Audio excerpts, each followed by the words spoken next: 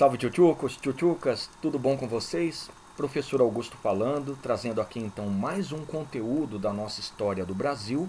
E atenção tchutchucos, a partir desta aula a gente já começa a segunda etapa ou segundo período da nossa história, que é conhecido como período imperial, tá? E mais precisamente, a partir dessa aula, eu começo a trabalhar o primeiro reinado. Tudo bem? Então, como eu sei que muita gente tem dificuldade por conta dessa nossa história ser bastante exaustiva e com muitos dados, eu trouxe mais uma vez uma linha do tempo, como já havia feito lá no começo do ano, para vocês se localizarem, tá bom? Então, vem cá. Nós estudamos até semana passada todo esse período aqui, que é o chamado período colonial, tá? Então, o que, que nós vimos? Nós vimos dentro do período colonial a etapa pré-colonial. Antes, lógico, a gente discutiu todo o processo de grandes navegações e a, aspas, descoberta do Brasil. E nesse período pré-colonial, eu mostrei para vocês aquelas coisas clássicas que todo mundo tem que manjar, como o pau-brasil, como produto extrativado. Mostrei o uso da mão de obra indígena através do escambo. Eu apontei para vocês as expedições que Portugal mandava para cá. E finalmente eu coloquei em prática a explicação do o que teria acabado com esse período, o período pré-colonial. Tá joia? Em seguida, nós estudamos de forma bastante exaustiva o período colonial. Eu falo exaustiva porque é muito longo o período, para vocês terem uma ideia. Ele começou por volta de 1532, com a expedição do Martim Afonso de Souza, e só se encerrou de fato, vamos colocar dessa maneira, em 1822, tá? Só que aí eu falei, cuidado, porque existe um outro término do período colonial, que é o que daqui a pouco a gente vai dar uma relembrada rapidão, a vinda da família real, porque aí começa o período joanino, tá? Então, nesse período colonial, o que, que a gente trabalhou? A gente trabalhou a economia açucareira, nós também apontamos os estudos para a ideia de como se organizava a sociedade, vimos lá o processo de expansão territorial através das entradas, das bandeiras, estudamos também outras atividades econômicas como o tabaco, a pecuária, o comércio e por aí vai. Entramos de cabeça nas invasões estrangeiras, a francesa e as holandesas. Vimos também o grande ciclo minerador, período super importante para vocês entenderem uma outra colocação econômica, social e até mesmo política nesse período colonial. E terminamos estudando, tchutchucos, as rebeliões coloniais, nativistas e emancipacionistas, tá? Então nisso, a partir de 1808, a gente viu então a terceira e última etapa desse grande período colonial, que é o período joanino. O que, que vocês têm que lembrar do período joanino? Ele é um primeiro passo para que nós possamos compreender a independência. É também uma época de fim do pacto colonial com a abertura dos portos. Estudamos nesse período as modernizações. Vimos também uma política externa agressiva e terminamos parte um trabalhando o retorno da família real por conta da Revolução Liberal do Porto. Mas, prof, por que terminamos parte um? É porque a parte 2, ainda também relacionado a esse período joanino, é a regência de Pedro, tá? E olha só que coisa interessante. A regência de Pedro é um intervalo, vamos colocar até como transição do período colonial para o período imperial. Porque foi praticamente um ano, legal? E nesse um ano, o que a gente estuda de verdade, coisa que vocês viram na última aula, a aula da semana passada, é toda a dinâmica do processo de independência. E aí, de certa maneira, logo em seguida, já de cara, o reconhecimento tanto diplomaticamente, que é o reconhecimento externo, quanto também por guerras, que é o reconhecimento interno. Tá bom? Agora, atenção. Esse último trecho que eu passei agora para vocês, que é o trecho do reconhecimento, muitos historiadores já entendem como parte do primeiro reinado, tá? Eu joguei lá para a regência do Pedro para falar para vocês exatamente o que eu coloquei agora. É uma transição. Entenderam? Então, resumindo, todo o período colonial foi estudado, tá? Agora, tchutchucos, a gente começa esse período aqui, ó. Localizem-se. Estão vendo? É o período imperial. Ele começa quando? em 1822, vou abreviar, com a famosa proclamação da independência, ou pura e simplesmente a independência do Brasil, e se encerra em 1889, quando ocorre a proclamação da República. Tá legal? Então, o primeiro reinado ele fica entre duas proclamações, a da independência e em seguida a da República, tá? Mas o mais importante para vocês por enquanto, tchutchucos, não é nem essas datas limites, é o que nós chamamos de intervalos ou fases do período imperial.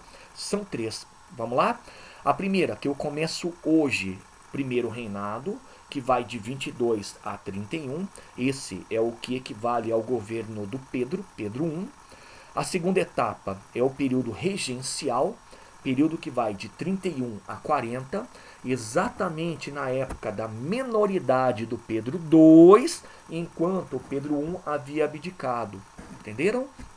Tchutchucos. E a última fase, a mais conhecida, talvez a mais cobrada em provas de vestibulares, Enems e afins, é o segundo reinado, que vai de 1840 a 1889, período que equivale ao governo do Pedro II, também chamado de Pedrinho. Tudo bem? Tchutchucos, então é isso aí que a gente vai começar a estudar a partir da aula de agora. É o período imperial. Joia? Então tá aqui, tchutchucos, primeiro reinado. Aula 1, aula em que eu vou tratar com vocês basicamente a Assembleia Constituinte, um momento super estressante da história do primeiro reinado. Em seguida, trabalho também nessa aula a primeira Constituição do Brasil, a primeira desse período imperial, inclusive, e única. E por último, eu encerro trabalhando a Confederação do Equador, que foi uma revolta contra os mandos e desmandos do Pedro, principalmente relacionado ao fechamento da Assembleia Constituinte e à outorga da Constituição. Tá legal?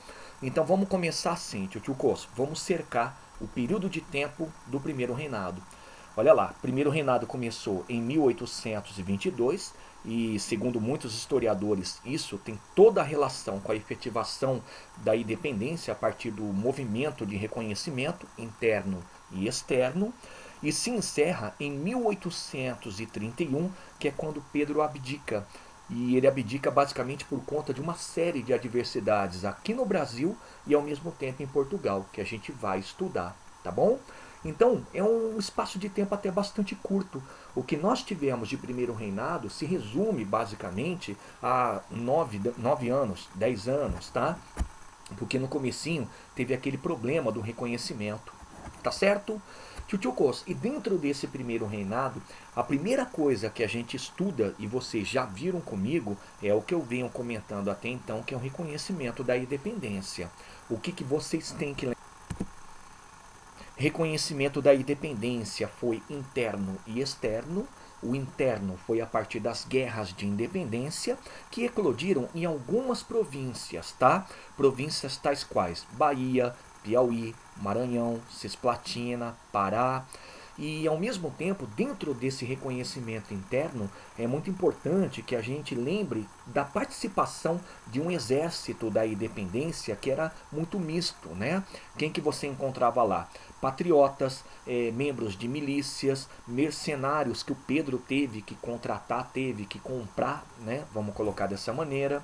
E por último, lembrar que quando eu falo do reconhecimento interno, eu falo que no final das contas foi um sucesso a maneira como se reconheceu, porque todas essas rebeldias das províncias rebeldes foram canceladas e o Brasil foi reunificado. Tá legal? Agora, quanto à independência externa, o reconhecimento da independência externamente, nunca se esqueçam da questão diplomática. A diplomacia foi fundamental. E dentro dessa diplomacia tivemos um papel muito importante dentro do que a gente pode falar de atuação, porque a Inglaterra foi uma parceira, tá? Mas no fundo, a Inglaterra parceira estava com segundas ou até terceiras intenções. Então quem a gente destaca que reconheceu lá fora? O Brasil. De cara, México e Argentina, em seguida Estados Unidos, por conta da doutrina Monroe, Portugal, mas a gente teve que pagar uma poupuda grana para que se reconhecesse a independência, e finalmente a Inglaterra, aquela que basicamente norteou e ajudou no processo diplomático, mas ela reconhece e recebe basicamente a reassinatura dos tratados de 1810, aqueles tratados com vantagens políticas e econômicas, tá? Então, tchutchucos, isso já foi dado, faz parte do primeiro reinado também, tá? Porque se arrasta de 1822 no ato da proclamação da independência e se encerra basicamente em 1823. Joia? Então, nessa aula, já que a gente estudou o reconhecimento da independência, vamos direto e reto para a Assembleia Constituinte. Tchutchucos, desde 1822, a gente acompanhou naquele processo de independência, a Assembleia já estava funcionando, tá?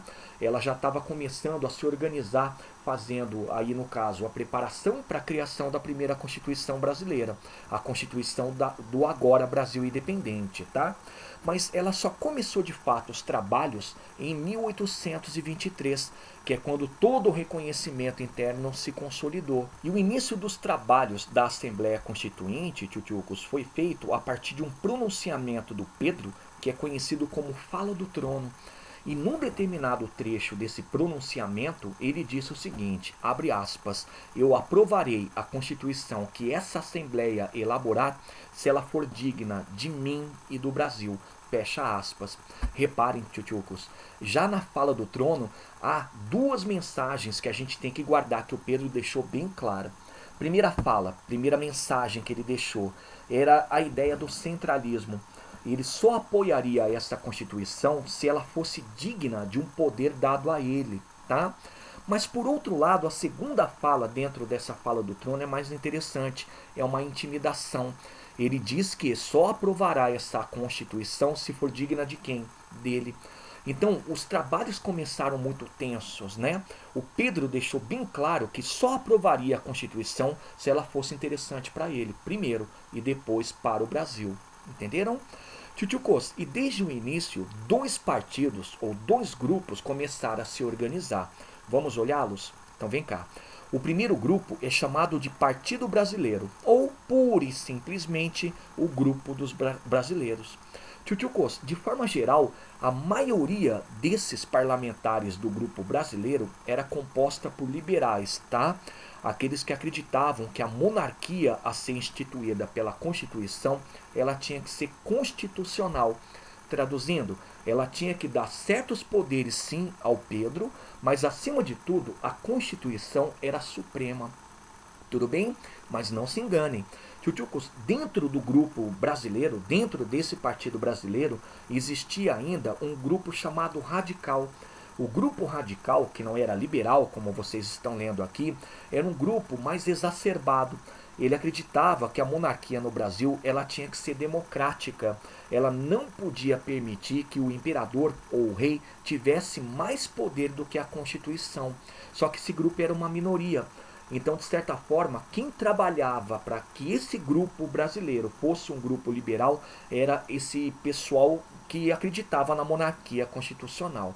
Beleza? Uma coisa importante, a quase totalidade desse grupo era formada por latifundiários. Então eles estavam aqui presentes para garantir os interesses desse setor social. Então claramente é um partido elitista. Tudo bem? O outro grupo, pessoal, ele era chamado de Grupo dos Portugueses ou Partido Português. Já era um grupo mais conservador. E quando eu falo conservador, significa que eles acreditavam que a monarquia a ser instituída por essa Constituição tinha que ser centralizadora.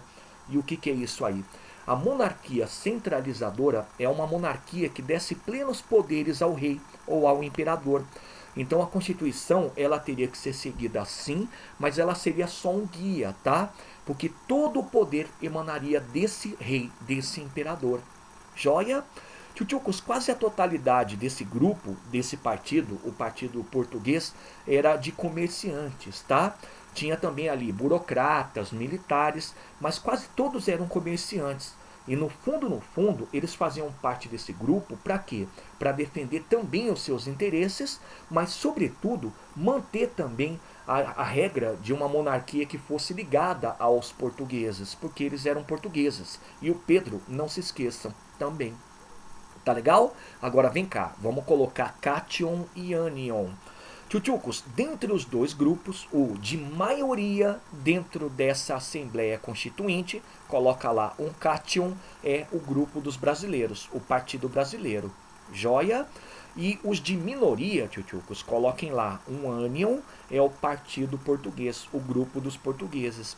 Então, claramente, o grupo que tinha vantagem e conseguia se impor mais no feitio dessa Constituição era o grupo liberal. Então, olha que coisa interessante. Tchutchukos, dentre os brasileiros, o pessoal que começou a coordenar os trabalhos e, de certa maneira, começando a colocar elementos liberais na Constituição, eram membros de uma mesma família. É a família, Tchutchuco, Andrada. E a família Andrada, ela foi liderando o projeto de criação da Constituição de tal forma que muitos começaram a se indispor com eles. Mas olha só que coisa interessante. Eles organizaram os trabalhos e no mesmo ano de 1823, eles criaram um pré-projeto para ser depois discutido e aprovado em assembleia, que recebeu esse apelido, Constituição da Mandioca.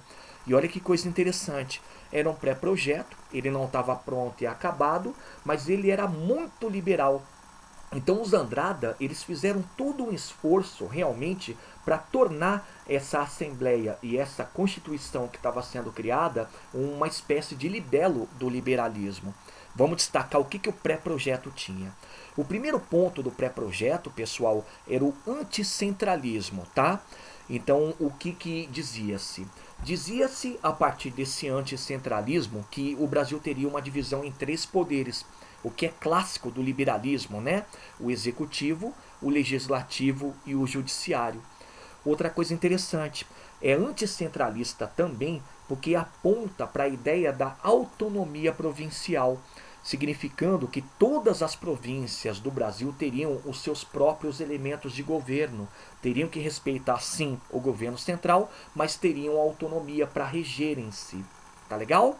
E para finalizar, é anticentralista porque evidenciava a Constituição como sendo magnânima, como sendo suprema. Tá joia? Tchutchucos, o Pedro já não curtiu muito, só por esse ponto anticentralista, o que era o pré-projeto. E começou a fazer insinuações, começou a dizer que a Constituição ela não estava sendo bem escrita, ela não estava sendo bem conduzida. Mas o detalhe interessante desse pré-projeto é o único ponto que talvez fosse unânime, era o voto censitário. E o que é o voto censitário? O voto censitário para essa Constituição, para esse pré-projeto, tchutchucos, era a evidenciação de que só teria direito político aquele que tivesse um mínimo de 150 alqueires de mandioca. Não plantados, tá? Quando eu falo 150 alqueires de mandioca, é o equivalente a 150 alqueires de mandioca. Entenderam? Então o voto censitário era um voto excludente, tchutchukos, porque só teria direito a participar da política brasileira quem fosse, digamos, bem estabelecido economicamente, o que equivalia basicamente a menos de 5% da população. Tá legal? Mas enfim, o pré-projeto era muito complicado. Por quê? Porque esbarrava na tendência centralizadora do Pedro, e aqui eles apresentaram o anticentralismo, e por outro lado satisfazia de forma bem geral os interesses dos liberais, dos latifundiários brasileiros. Ok? E aí o que aconteceu? Tchutchukos, houve um medo dentro da Assembleia Constituinte. Por quê? Porque o Pedro já havia se insinuado. Os portugueses faziam clara oposição e começaram a chegar notícias de que o Pedro ia prender e dissolver os membros da Assembleia. Então o que aconteceu? Numa noite, eles passaram a tentar reescrever essa Constituição, tomados pelo medo, achando que realmente poderia acontecer o fechamento e a dissolução da Assembleia. E essa noite ficou conhecida como Noite da Agonia. Galera, por que Noite da Agonia? Porque no dia seguinte a essa noite, em 1823, tropas imperiais invadiram a Assembleia Constituinte e a dissolveram. E não contentes, pessoal, essas mesmas tropas executaram algumas prisões. E adivinha, quase todos eles pertenciam ao Partido Brasileiro. Eu falo quase todos, pessoal, porque um ou outro do Partido Português foi preso também por meio que ser simpático às ideias liberais. Mas vamos colocar, o Partido Brasileiro praticamente foi colocado na cela. Entenderam? Galera, então o que aconteceu aqui? O que aconteceu nesse desfecho é que o Pedro, ele praticamente cancelou a criação da primeira Constituição. E estava evidenciado exatamente o que ele havia pronunciado na fala do trono. Ele queria uma Constituição que fosse importante para ele e para o Brasil. Entenderam? O resultado está aqui, ó, pessoal. No ano seguinte, em 1824, saiu a primeira Constituição do Brasil. Saiu a primeira Constituição do período imperial. Essa Constituição, lógico, é chamada Constituição de 1824, porém, opa, dá uma olhada aqui, ó, ela foi outorgada. Tchutchucos, outorgada, para quem está acostumado, significa imposta, tá? Não houve debate, não houve votação em assembleia nenhuma, ela foi imposta pelo imperador. Tá, prof, então quem criou essa Constituição? Foi o Pedro? Não. Galera, quem criou foi um Conselho de Estado, tá? O Conselho de Estado era um conjunto de 10 políticos, 10 deputados ou senadores, tá? Vamos colocar políticos por enquanto, que auxiliaram o Dom Pedro a criar a Constituição. Só que quando eu falo auxiliaram, na verdade foram eles que elaboraram, eles é que fizeram. O Pedro foi passando um ou outro elemento, entenderam? Então vem cá, vamos olhar as principais características dessa Constituição outorgada e elaborada por um Conselho de Estado. Tchutchucos, primeira característica que todo mundo vai guardar é que ficou estabelecido que o Brasil seria uma monarquia constitucional e hereditária. Ah, prof, então vitória do Partido Liberal, né? O Partido dos Brasileiros, concorda? Não. Galera, essa monarquia constitucional, na verdade, é só no papel, tá certo? Porque no fundo, a Constituição não era suprema. O Pedro é supremo, o rei é supremo, tá? E o detalhe mais importante, hereditária sempre passando de pai para filho, homem, tá? E ele tinha que ter a maioridade de 18 anos para assumir, o herdeiro, o filho. Joia? Outro ponto, segunda característica. A Constituição cria o Conselho do Imperador. E o que vem a ser Conselho do Imperador? Coloca no cantinho. Conselho do Imperador, pessoal, é um conjunto de políticos que serviriam para assessorar o imperador. Era como se fossem supremos ministros. Tudo bem? Próxima característica. Estabeleceu-se na Constituição de 1824 a união entre Estado e Igreja. E o que é interessante, né, pessoal, está indo na contramão de muitas constituições que estavam sendo elaboradas lá na Europa. Aqui no caso, vocês podem perceber, junto já a essa ideia do Conselho do Imperador, que o Brasil ele meio que deu um passo em direção ao aspas absolutismo, não é? Mas olha só, dentro dessa união do Estado com a Igreja, estabeleceu-se o padroado, e o que vem a ser padroado? Atenção! Padroado, pessoal, é quando os cargos e os salários pagos a membros da Igreja Católica são por indicação do imperador, tá? Então não era qualquer um que era investido na condição de bispo, ou cardeal, ou arcebispo. Era sempre por indicação do imperador, ou autorização do mesmo. E ao mesmo tempo, pessoal, os salários pagos a eles era também vindo do Estado. Joia? E instituiu-se também, tchutchucos, dentro dessa união Estado-Igreja, o beneplácito. E é pantanoso, quer ver? Beneplácito, tchutchucos, significa que qualquer determinação papal, atenção, papal, que viesse lá da Santa Sé, só seria admitido aqui no Brasil se aprovado pelo imperador. Entenderam? Então, beneplácito é pantanoso, dizendo que aqui no Brasil, quem é a autoridade em cima da religião é o Estado. Tá certo? Então tá aí. A união entre Estado e Igreja, tchutchucos, num resumo bem claro, é a supremacia do Estado, é a submissão da Igreja nesse sentido. Boa? Avança. Agora vocês vão circular. A quarta característica dessa Constituição, tchutchucos, é a divisão dos poderes. E por que vocês estão circulando? Presta atenção. Porque de acordo com essa Constituição, o Brasil não teria 3 poderes, teria 4 poderes. Executivo, exercido pelo imperador, pelos presidentes de província, por exemplo. Legislativo seria exercido por senadores e deputados. Judiciário, exercido por quem? Exercido por juízes. E o que vocês vão circular muito, eu não vou fazer o mesmo que não vira uma bagunça, moderador. Gente, olha só que loucura. Poder moderador era um superpoder do imperador. É o poder que ele tinha de vetar a lei, é o poder que ele tinha de exonerar funcionário, é o poder que ele tinha de dissolver a Assembleia, a Câmara, o que for, e o poder que ele tinha também de nomear. Ele nomeava presidente de província, ele nomeava senadores e por aí vai. Entenderam? Galera, é uma loucura e eu pedi para vocês circularem, porque o Brasil, quando cria esse quarto poder, que é o poder moderador, ele claramente, junto à ideia do Conselho de Estado e a união Estado e Igreja, se torna uma nação de característica absolutista. Entenderam? Muito louco, né?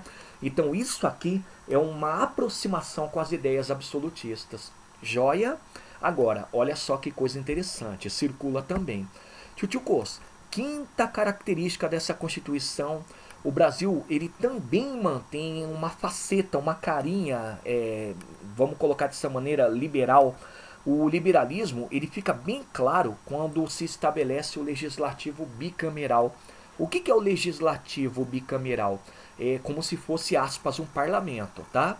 E dentro desse parlamento você teria senadores e deputados. Mas atenção, senadores sempre indicado, tá legal? E por outro lado, que vocês vão colocar, eu vou abreviar, vitalício. Muito interessante, né? Então os senadores eles seriam por indicação real e vitalícios. Eles ficariam no cargo até a morte. Porém, a Câmara, pessoal, composta por deputados, ela seria eleita, mas aí é que está o detalhe, já liga, pelo voto censitário, que daqui a pouco eu vou discutir. E, sobretudo, além de eleita, pessoal, coloca aí, é temporária. Interessante, né? O mandato seria de 4 anos. Aqui no caso, isso é muito liberal, porque você tem eleições, elas funcionam regularmente aqui no Brasil, mas só para a escolha de deputados. Entenderam? Tchutchucos, e o último ponto, a última característica que vocês também vão circular, querendo ou não, é uma característica liberal. Estabeleceu-se na Constituição de 24 o voto censitário, tá? Lembrando muito aquele pré-projeto da Constituição da Mandioca.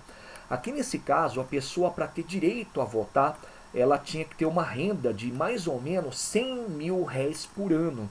É dinheiro pra caramba, pessoal, é muita grana. Então, por esse voto censitário, a gente identifica que, mais uma vez, quem tinha direito a participar da política era uma minoria, era uma elite, tá certo? O que equivalia basicamente a 5%, 6% da sociedade brasileira. Joia? Só que, cuidado, esse mesmo voto censitário era indireto, tá?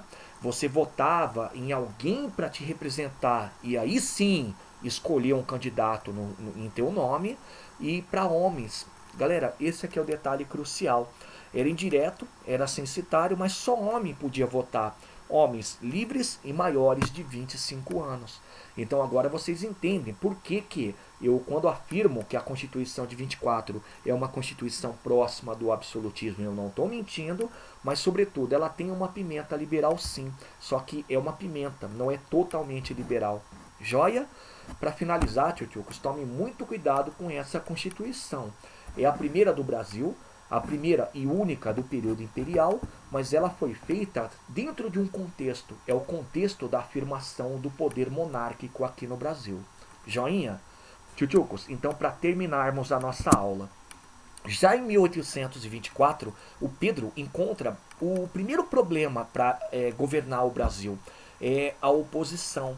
Tchutchucos, não aceitem a história de que todos curtiram a Constituição de 24. Tá errado. Afinal, toda a unanimidade é burra, né?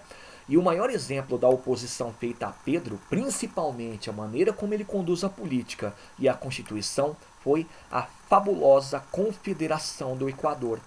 Confederação essa, tchutchucos, atenção, que aconteceu em Recife, capital de Pernambuco, na data de 1824 e como, desce lá, resultado, ela foi violentamente reprimida, tá? Agora, vamos analisar o contexto para vocês entenderem por que ela aconteceu nessa data e nesse local. Tchutchukos, primeiro grande contexto que todo mundo tem que guardar é a crise econômica, ok? Naquela época, Pernambuco, assim como boa parte da região nordestina, tinha que pagar muitos impostos para o sustento da comitiva e também da corte real. Só que o detalhe é que pagava-se muitos impostos, mas não havia retorno, pessoal, porque todo o dinheiro ficava lá para ser aplicado lá, na corte, no Rio de Janeiro. Entenderam? E aí tem um agravante. Tchutchukos, o maior problema dessa região era o problema do açúcar. O açúcar, há muito tempo, não tinha expressão no mercado externo.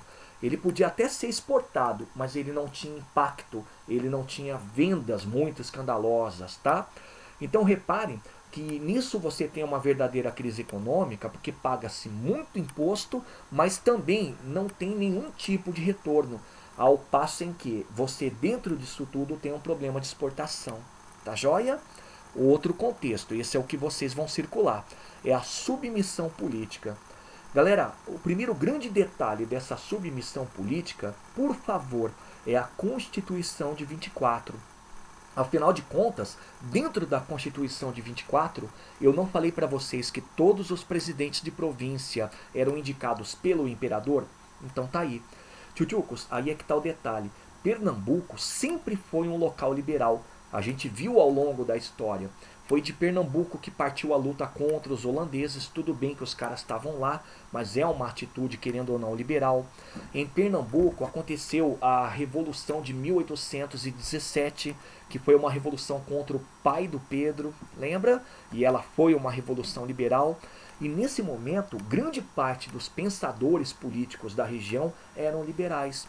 Então eles não aceitavam essa imposição dos governadores, né? Que na época era chamado de presidente de província. Tá joia? Agora, o pior também fica por conta do seguinte. Além da imposição de governos, essa região era submissa ao Rio de Janeiro. E como eu disse, pagava impostos, não tinha uma boa exportação e sempre estava em crise econômica.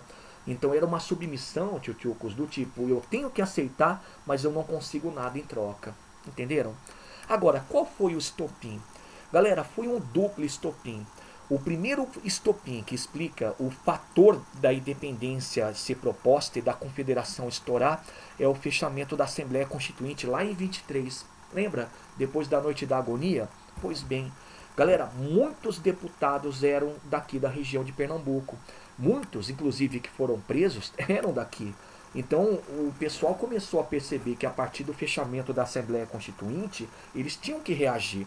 E aí eles ficaram com raiva e estouraram exatamente em 1824. Olha só por quê. Porque foi a data da outorga da Constituição. A Constituição que mantinha a submissão política, como eu disse agora há pouco, e a Constituição, tchutchucos, que basicamente demonstrava o lado absolutista do Pedro. Entenderam? Tchutchucos, eles foram às ruas. E quando foram às ruas, eles tomaram a cidade de Recife, proclamaram um governo constitucional.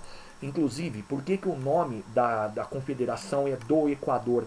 É do Equador porque de forma temporária, até que eles pudessem elaborar uma constituição, eles adotaram a Constituição da Colômbia, tá? Que, atenção, era a mesma constituição adotada no Equador. Joia? Tchutchucos, então quando eles tomaram a cidade de Recife, eles praticamente tomaram Pernambuco, né? Instituindo esse governo constitucional, de imediato eles receberam apoio do Rio Grande do Norte, da Paraíba e do Ceará, que passavam pela mesma situação, a situação de crise econômica e também de submissão política. Entenderam? Tchutchucos, quem apoiou essa ação? Quem eram os envolvidos nessa grande rebeldia que foi a Confederação? Primeiro envolvido, primeiro tipo de envolvido, as elites, principalmente a rural, aquela que sofria com a crise econômica, joia, e a população pobre. É bacana porque o movimento ele acabou também abraçando a população pobre, porque era uma tentativa de modificação. Afinal de contas, eles estavam tomando o poder para romper com o governo central. O governo é responsável, querendo ou não, pela crise, tanto econômica quanto política. Entenderam? E o que eles fizeram no tempo em que ficaram no poder? Galera, no tempo em que eles ficaram no poder, a primeira coisa que eles fizeram foi a decretação da independência daqui de Pernambuco e também dessas regiões que apoiaram, Rio Grande do Norte, Paraíba e Ceará. Por isso a gente fala a independência do Nordeste, tá bom? Segunda proposta, segunda coisa colocada em prática no curto tempo em que eles ficaram no poder, a República Liberal foi adotada. É interessante porque é liberal no sentido mais clássico, tá? De um Estado que não se intrometa na economia, de um Estado que não seja, como era o caso do Estado brasileiro, assintoso, violento, bacana? E para finalizar, uma proposta que foi talvez o ponto de discórdia entre os participantes, entre os envolvidos, a abolição da escravidão. Por que é o ponto discordante, pessoal? Porque a abolição da escravidão ela não era bem recebida por parte das elites rurais. Afinal de contas, qual era o modelo de mão de obra que era utilizado por eles? A escrava. Entenderam?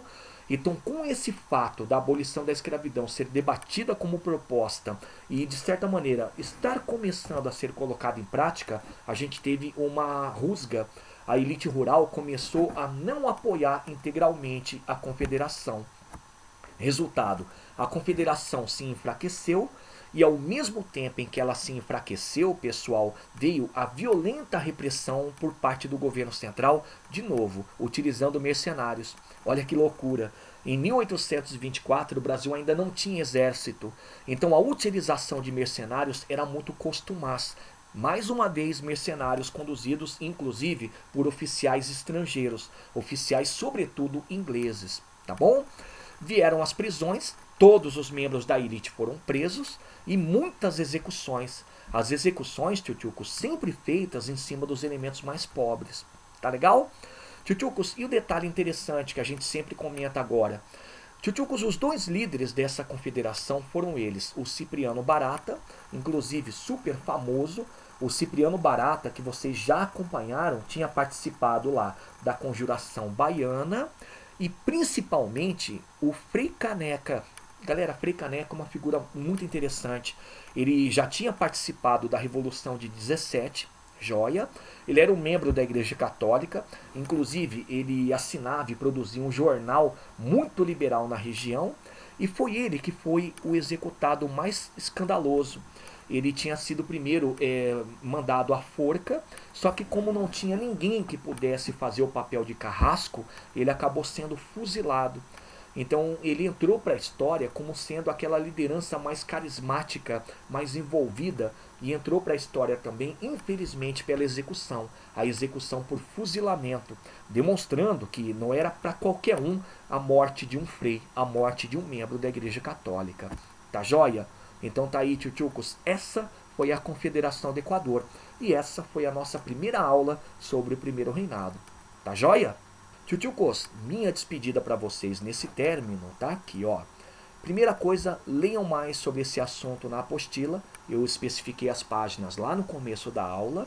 E em seguida, vá lá para o setor de praticando e resolva as questões 1 e 2, páginas 527 e 528. Joia? Superou? Procure lá habilidades na página 528 e resolva essas duas questões, 2 e 3. Boa! E finalmente encontrem lá complementares na página 539 e quase repeteco de habilidades. Resolvam as questões 2 e 3. Belezinha? Tchutchucos, então tá aqui o conteúdo, aqui estão as minhas tarefas. Bons estudos, tentem resolver os exercícios, são importantes e qualquer problema me procurem. Boa? Então abraços e até a próxima.